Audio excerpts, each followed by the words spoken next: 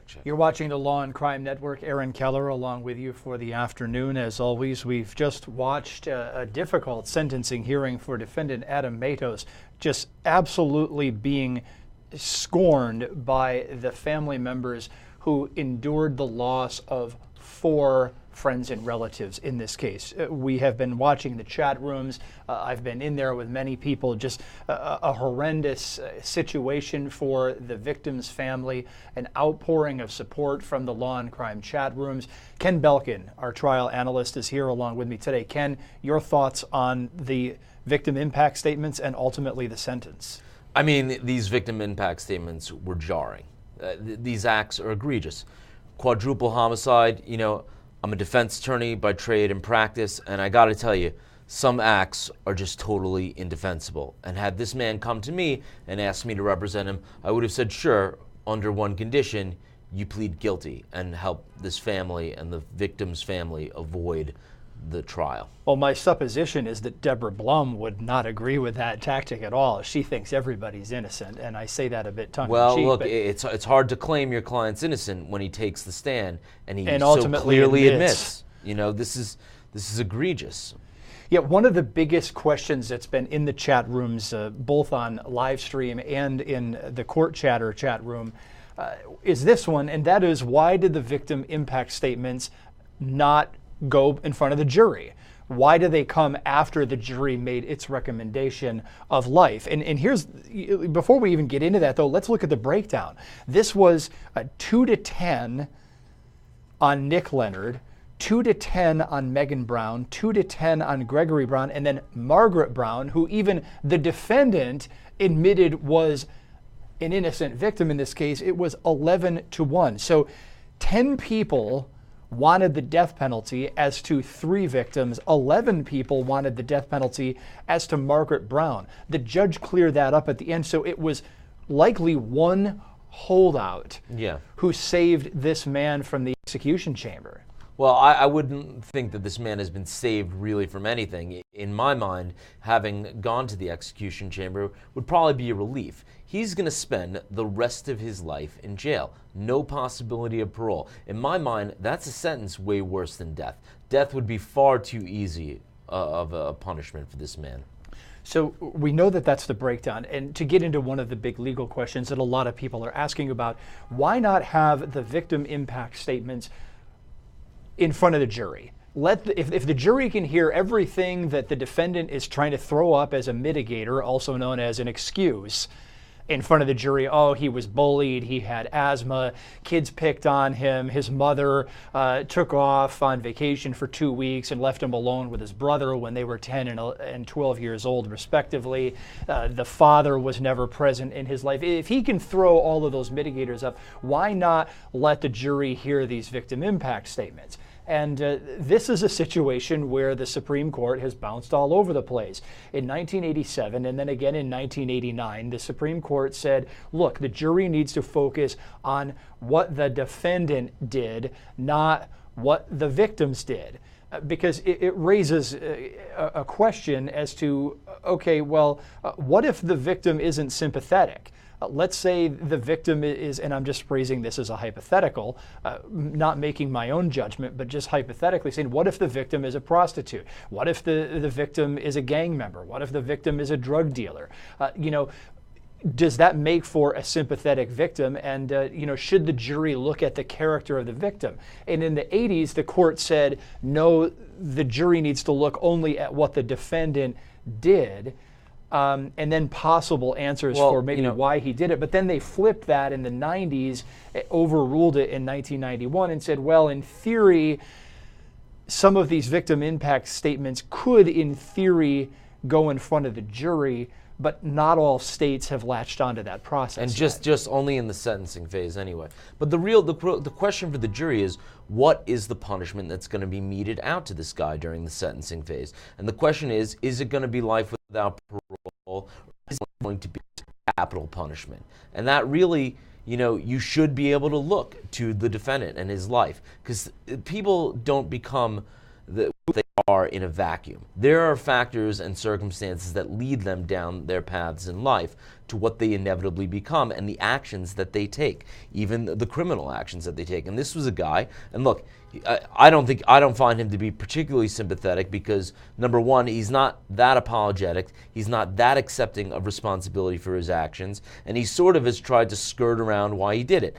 But he was bullied and beaten. He had an alcoholic grandfather that was particularly cruel to him. He does have a bit of a learning disability, and he has a child. You know, these are things that the jury should factor in their decision before they consider taking this man's life. So, you know, look, the bottom line is it looks like if I'm reading all of the authorities properly, then in theory, these victim impact statements could go in front of the jury, but that raises another issue, and we're talking about the process here again, folks. What if a situation happened like what we just heard, where many family members were talking about statements that the child, Tristan, had made? Apparently, the child is talkative and pretty open in knowing what happened in that house, saying, in the relatives' version of things, Daddy killed Mommy. And yet, if you go into the pretrial record, it's clear that there were concerns about whether or not the child was just simply repeating what other people had said to the child, or whether or not the child was able to testify from firsthand experience. So ultimately, the state didn't open up a can of worms and put the child on the stand because there were a lot of questions as to whether or not the child was a credible witness. Yeah, I mean, minors are generally not deemed to be credible witnesses. They're really prone to coaching, and you see this all the time in matrimonial litigation, where the judges and the courts, they don't really want to have minors testify because they can really be, they're highly suggestible, their minds are still forming. But these victim impact statements, it's very interesting. It's very topical that we're even discussing it this week because the origin of the modern victim impact statement finds its origin in the Charles Manson family murder case of Sharon Tate. One of the first victim impact statements was given by Doris Tate, the mother of Sharon. So, you know, with the death of Charles Manson this week, this is, you know, particularly topical. You know, it could be that many states want to keep these victim impact statements after the jury decides on a punishment before sentencing to prevent, you know, statements that otherwise would be inadmissible from getting in front of the jury. That may be part of the calculation here, but we had a lot of questions about the process. I hope I have answered it as well as I could while reading 4 U.S. Supreme Court cases and Florida statutes while listening to the hearing. So, you know, I'm not as smart as Ken Belkin. He has every word of those cases memorized and can cite chapter, verse, and page without any question. Well, I had to go back and read. I probably drink more coffee than you. I think that's what it is. I do indeed have a cup of it here on the Law and Crime desk. So anyway, you know, I just can't get over that tight margin. That there was probably one holdout that wanted to spare this guy from the execution chamber. And I respect that. I mean, the sanctity of life is something that we should respect. You know, we as a country, as a nation of laws, we shouldn't necessarily be so quick to mete out such a permanent punishment as capital punishment. Even in cases where it's so glaringly obvious that the person is guilty, these are where our rights are tested on the fringes. So I do admire that one person for standing by his or her principle and not wanting to impose capital punishment on him. And you know, lots of other questions swirling around this. We've had a number of members of the victim's family in the chat room. We've been in communication with a lot of people in this case. You know, just a horrible situation for the victims. I think that came across. Those victim impact statements were powerful. Yeah. They had a lot of impact. And Megan Brown's grandmother, who herself a former criminal defense attorney, we knew that. Some of the pretrial depositions indicated the O.J. Simpson case in some capacity. I'm not sure what it was, but she did work on it. And, you know, all these years later, she ultimately, you know, is here giving a victim impact statement and the other side of the courtroom after having represented defendants in murder trials. And she turned around and let this guy have it. Yeah, the anger was so palpable in that courtroom. And, you know, what really distressed me and disgusted me, quite frankly, that Mr. Matos got up there and gave this milquetoast apology where he says, a heart with hate in it can't be truly free. What are you talking about? Oh, you that was four bizarre. people. I mean, he's saying that he hopes the victims' families are able to basically just put on happy faces and walk away from He this. should be begging for forgiveness, as far as I'm concerned. Yeah, I mean, it just acted. My sense is that it just isn't sinking in with this guy. Yeah, there's something off with him. Look, he probably does have a mental health issue. We know that his son is certainly well. If he on did, the why autism didn't he bring it up as a mitigating factor? I mean, that's what the courts like to go to if there's you a know mental how health it issue. is. He's a little bit older. People today, they get their mental health conditions diagnosed at a young age. This wasn't the case necessarily 20 years ago. Yes, that's true. Look, I'm not surprised in what happened here. Not surprised in the verdict. I'm not surprised that it was the one holdout, because I was sitting here earlier today talking with Heather Hansen saying, hey, look, why do they get to throw all these mitigators at the jury? Well, all they have to do, I sat where you're sitting right now. I do sit over there from time to time. I think your chair's a little lower when you sit here. face the questions. And I said, look, all they need to do with these mitigating factors is convince one juror that he deserves life behind bars and not the death penalty. And it looks like, from the vote breakdown, especially as to the death of Margaret Brown, that that's exactly where the jury went. It was one person. When the jury splits, by operation of statute, by operation of law, it becomes a recommendation of life in prison. And by the way, life imprisonment, no walk in the park, and it's well known that when someone's incarcerated for crimes against women, such as bludgeoning a grandmother, as Mr. Matos was convicted of, he's going to have a tough go of it inside. There are people on the inside, and he's going to be in a maximum security prison with a lot of people who are doing life sentences, gangs that do not take kindly to crimes committed against women. And he's going to feel I would expect he's going to be the subject of some violent reprisals. Look, I mean, there's a hierarchy within the prison walls, and you and I probably do not fit into it. I don't try to guess, but I've been told that people who commit crimes against children are considered the lowest of the low, especially if it's a sex crime committed against a child. Women too. And then maybe one stop above that might be someone convicted of the sort of crimes that we see here, but. Those are considered the lowest of the low, even within prison. The lowest of the low, just anywhere, really, when it comes down to it. So we have been through a lot here today on the Law News Law and Crime Network. It's we've got a sentencing decision.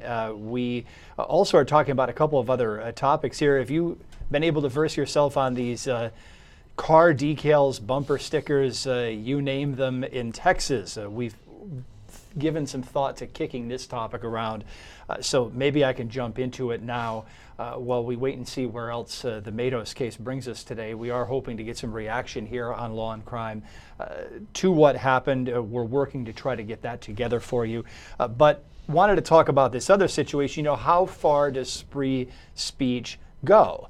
And we've got these decals. They've been referred to as bumper stickers as well.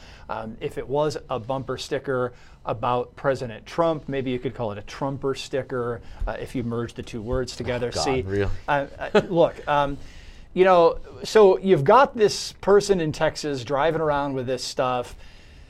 You've got local authorities saying they want to dig into it, investigate it, talk with the person, spurn some kind of an investigation into this person who has given a message for anyone driving behind them, for the whole state to see that they're not happy with President Trump. So, look, at this point, the question is, do the authorities have First Amendment grounds to go after someone who puts a message like that on the back of a vehicle? Well, look, first of all, as far as the Texas taxpayer is concerned, I'm not sure this is a particularly, great use of taxpayer resources to investigate this. Yeah, okay. Not much of an investigation. So they put a F Trump bumper decal Look, on their truck. I would suggest that if we're going to make a fiscal policy discussion out of this, then yeah, there are probably other things.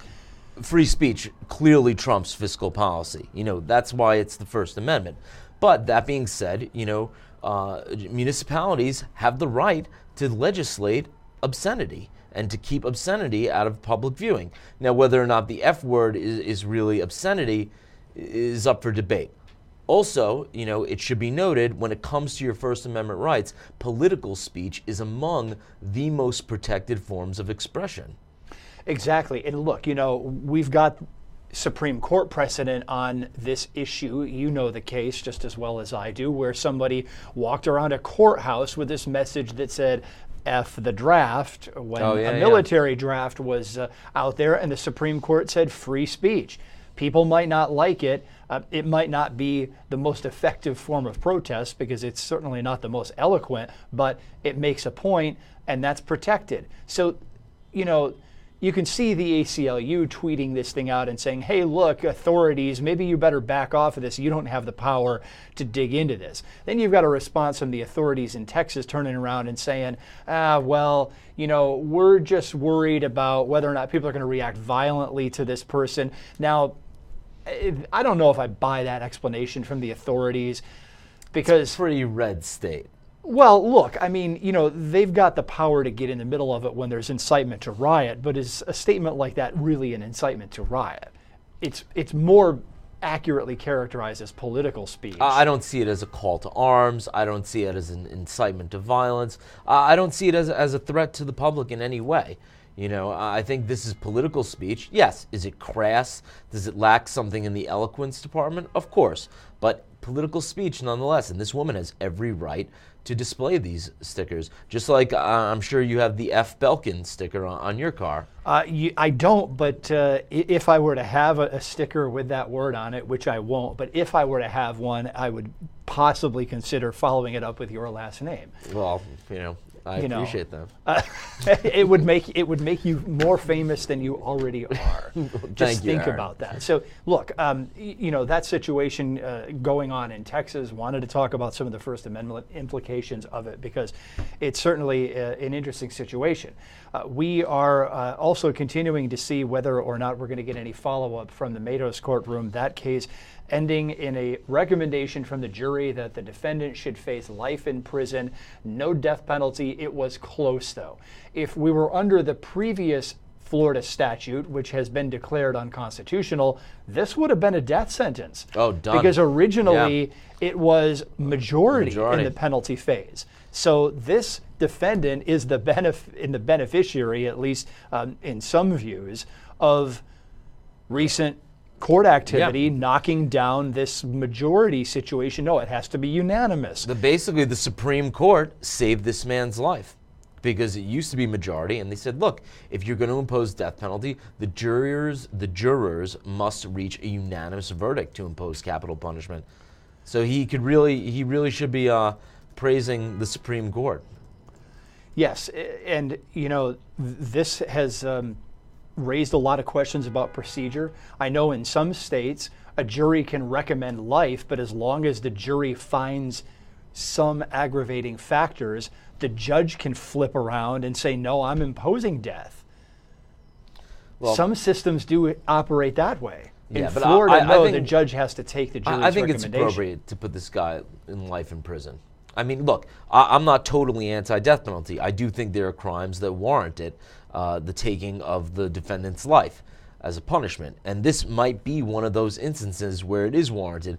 But I do think, in the final analysis, life imprisonment without the hope of parole is a very, very bleak life that this man is going to lead, and probably far greater of a punishment than just executing him. That's certainly one view. I know a lot of people in the chat room are not feeling very comfortable with this, saying, look, we can't picture a more heinous set of crimes off the top of our head. That's true. We could, in theory, if we wanted to go there. I can think of massacres in schools where children are shot, but at least in front of us right now, this is pretty bad. This is right up there.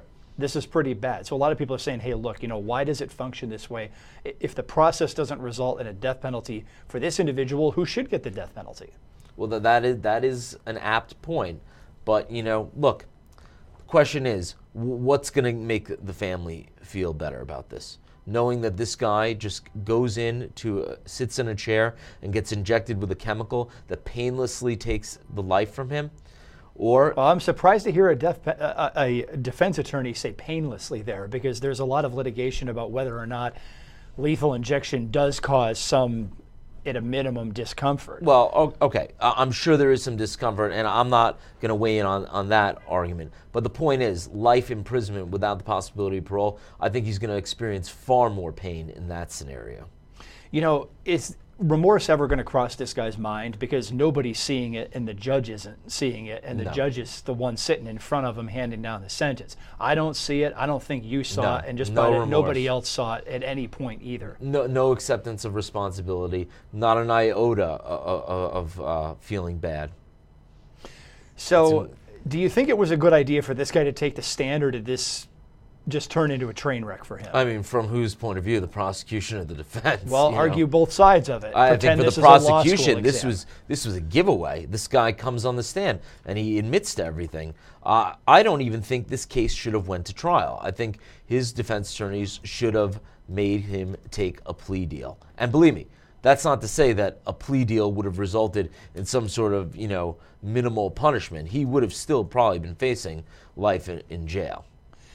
I want to switch and listen to a clip because he was on the stand for quite a while. The state ripped into him. His version of events may have done him more harm than good, because as the state pointed out, he basically copped to first-degree murder with relation to victim Nick Leonard, saying, well, I stabbed him, he was incapacitated, and I went back later and beat him to death. Now, look. There you go, premeditation. Yeah, exactly. And there's some evidence in the record. The medical examiner tried to refute some of that and saying, I don't really think the medical evidence backs up that that's the way it happened, because the stab wounds that Leonard had on his body apparently wouldn't have resulted in him losing consciousness quite the way the defendant said that it played out. But even so, let's take the defendant's word if you're for these purposes. Yeah, exactly. For this purpose, why would he get up there and cop to first-degree murder?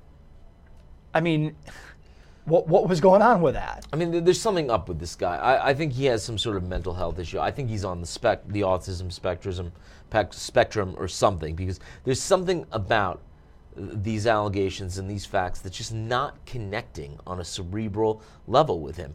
When he got up and gave this Hallmark-like quote about having a heart filled with hate, what are you even talking about? You killed 4 people, and you're asking them to let go of the hate so their hearts could be free? Buddy, you're going to jail for life. A little perspective might be in order. Yeah, that was bizarre. Just saying, well, I feel bad for it, and I hope that the victims' families can move on or something like that. He might as well have gotten up there and read a Hallmark happy birthday card. It would have been just as effective, in my mind. In other words, not effective at all. Yeah. I want to listen to at least one clip of the defendant's testimony. This is where he claims in part that this was self-defense. Nobody bought it. Did Greg ever shoot the gun again the second time? Yes, he pulled the trigger again. And what happened? It was a misfire again. Tell us what happens between you and Nick Leonard. As Greg was continuing to try to shoot the gun again, Nicholas loosened his grip on his gun, and I was able to get it out of his hands. Did you or him shoot the gun? Yes, a shot went off towards the wall. While you guys were struggling for the gun? Yes. And you said it went toward the wall? It went through the wall. Did it put a bullet hole through the wall? Yes.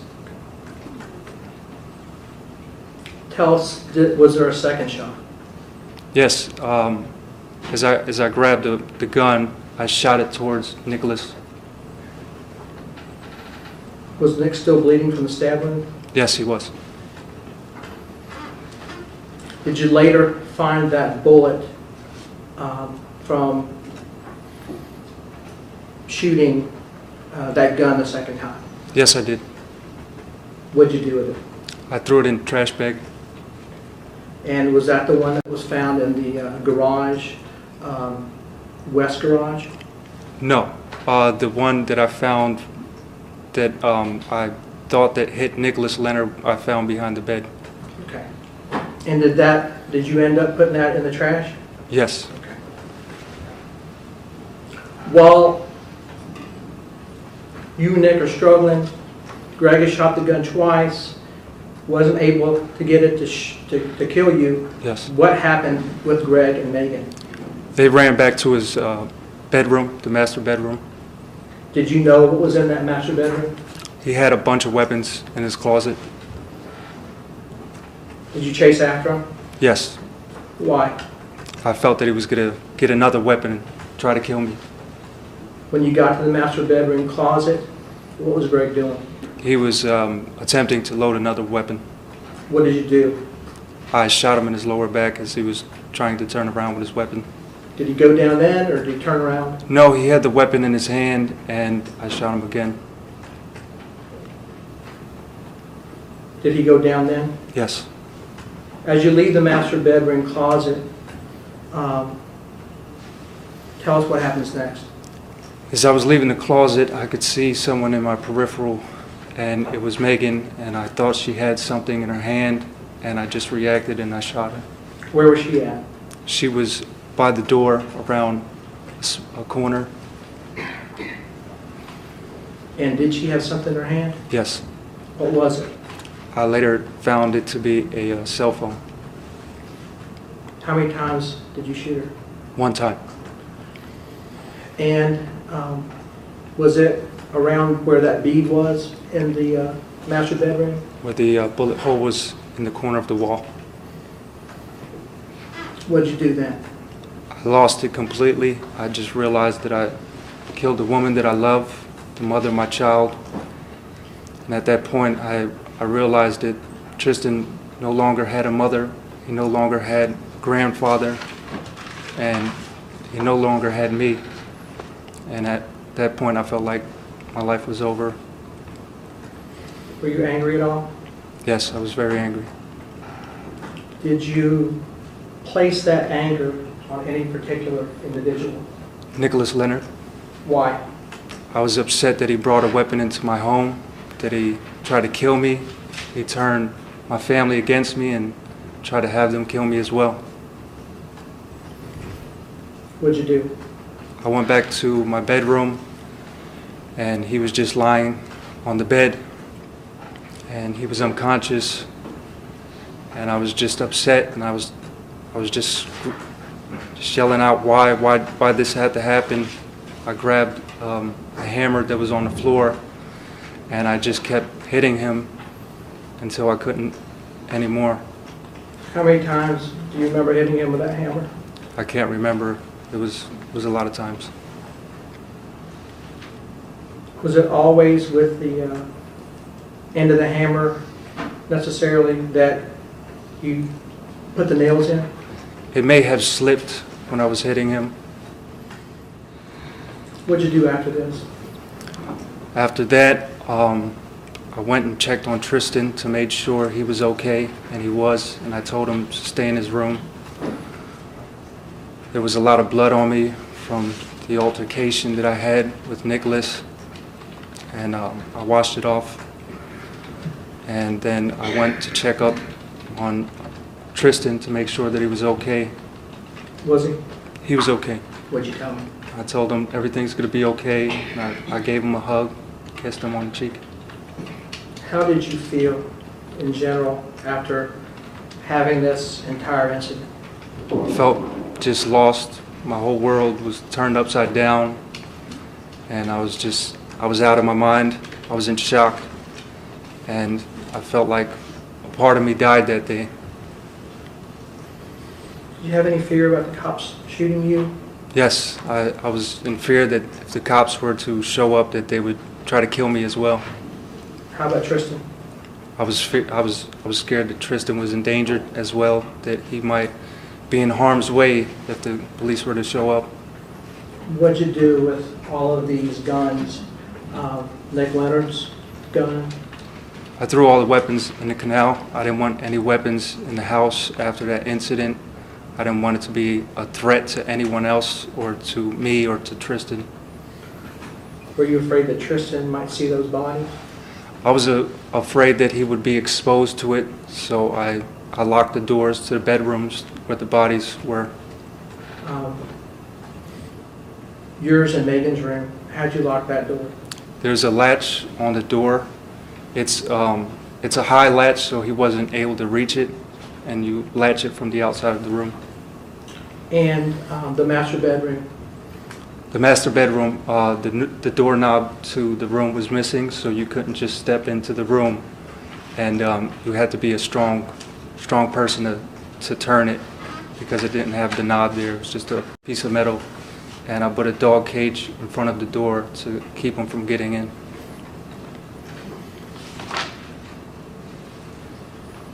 What did you and Tristan do? At that point, it was very fuzzy, my memory of what happened that day. Later, I was just lost out of it, and I was just chain smoking a lot. What happens when Margaret comes home from work? I heard the dogs barking, and at that point I was still out of it, and I was in shock, and I was scared that people might be coming to the house to kill me. And if you saw Margaret, did you feel that she was in on it? Yes, I felt that she would try to kill me as well. Where was Tristan? What was he doing? He was in his room sleeping. So what did you do? I went down to the garage with the hammer that I used on Nicholas, and I killed Margaret in the west garage hallway. You ran down the stairs and met her down there? Yes, I did. How did you kill her? I hit her over the head a few times. How many times did you hit her? I can't remember. It was maybe Was more she- than 3 times. Was it necessarily with the end of the hammer that... I can't remember. Was she standing up when you first hit her? Yes, And you said where did you say that was? the west garage hallway. Is there only one hallway like that downstairs? Yes. Tell us about the blood. There was blood everywhere. To prevent more blood from getting everywhere, like what happened to Nick, I put a bag over her head to keep blood from getting everywhere.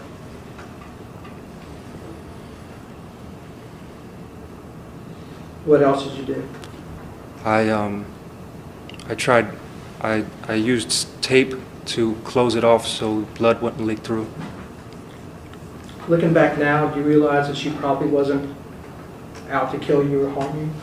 I realize now that she probably wasn't trying to kill me. I was just out of it and so paranoid and in shock that I thought everyone was trying to kill me. How do you feel about her death now? Horrible. I feel disgusted, and I loved her very much, and there's not a day that goes by that I don't think about it. I relive those memories. I relive it every day, and it just haunts me every day. So that was just some of the testimony of the defendant earlier on in the guilt phase of this trial. Ken, a lot of people just didn't believe much of anything that he said, other than that he was involved. I mean, look, I think he gave enough, of his involvement in that testimony that you can't reach any other conclusion but this guy is guilty, especially of the premeditated aspects. So I will also mention to everyone, you're going to want to join us tomorrow morning right at 9 a.m. We are expecting here on the Law and Crime Network to hear from at least one, possibly several, of the prosecutors who handled the Adam Matos case. We're hoping to have that at 9 a.m. We've got it set up, we've got it scheduled, we've got it tested. So hear from them a firsthand account, of what it was like to prosecute this case tomorrow here on the Law and Crime Network. And Ken, Final thoughts, the victim saying, "I'm sorry to the victims of the family." He wants to make peace with them and hope that they don't hold hard hearts over these 4 murders. Yeah. Good luck, buddy. See you never, because you're doing life. Ever had a client try to make such an apology at the last minute? I mean, let me tell you this. When it comes to a point where my clients have to express remorse and accept responsibility, I make it very clear to them that's what they're going to be doing, and we go over how they're going to be doing it. And what are the tips? The tips are to be sincere, to just accept responsibility. Know that what you did, there's no excuse for it. You can try and explain why you did it, but there is no excusing your actions in the final analysis. So here's a question. To people who sit and watch these trials, why is it that a defendant gets to plead not guilty, say he didn't do it, and then is expected to be sincere sounding when it's time to cop an apology? Well, okay, because look, in the eyes of the law, you have a constitutional right to a presumption of innocence. Until you are either convicted or plead guilty, you are innocent in the eyes of the law. Now, we tend to walk all over this presumption of innocence like it's a piece of gum on the sidewalk. You know, people get detained for 2 years while awaiting trial, sometimes in the city of New York, and that happens, but you are entitled to that presumption of innocence. And I tell this to people all the time. When someone makes an allegation or someone is accused of a crime, you shouldn't be so quick to judge them as guilty. Yes, so we recognize that, but to the average person sitting there and watching, we it is recognize. a pretty harsh, about face for a defendant to then suddenly swing around and say, "Oh, now I'm very sorry for what I did," having said for potentially years and years and years that I didn't do it. Look, and the evidence was overwhelming in this case. I'm surprised it even went to trial. Probably it only went to trial because, maybe they thought they could avoid a life sentence, which they couldn't. The judge nailed this defendant for the excuse that he did these things for the benefit of his son, which made no sense. Unbelievable. And that shows right there little remorse and how little acceptance of responsibility this man has. He's still at the final hour after he's been convicted of 4 counts of first-degree murder. He is still saying, "Oh, I did it for my son." In what universe is that a rationale for committing a quadruple homicide? Or the steps that he took afterwards, the ordering the pizza. "Well, I did that for my son. I stuck around and didn't flee town right away. Of course, he tried to when the police showed up, but I did that for my son, and it shouldn't be held against me." Yeah, clearly this guy's father of the year material. In Ken Belkin, the magazine, apparently, you've issued your vote. Well, Ken, good to see you back here on the Law&Crime Network again. We're going to wrap up for the day. A reminder, tomorrow, 9 a.m., when we kick the day off, we're expecting to hear from prosecutors in the Adam Matos case. We just watched the sentencing. We just watched the victim impact statements. Hear from the state prosecutors who helped put the guy away tomorrow at 9 a.m. here on Law&Crime.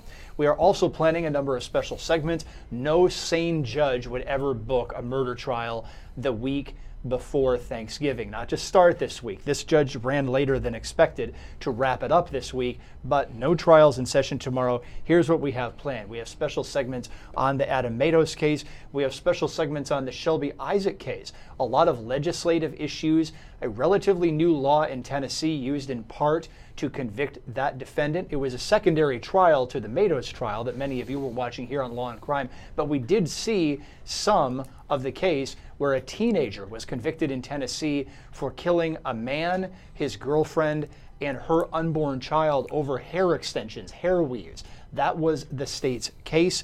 That resulted in a conviction last Friday evening. We're going to hear from one of the legislators who sponsored the bill that led to the conviction. That's on tap for tomorrow afternoon. We have some other special segments that we're planning, and we also are planning a somewhat of a greatest hits here on the Law&Crime Network.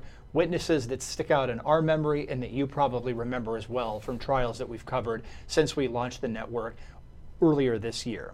A reminder, as I always give at this point, that we're on the air generally from 9 until 5, Monday through Friday. That will be our schedule tomorrow, and that is our schedule today. Have a good evening, and we'll see you back here tomorrow at 9 a.m.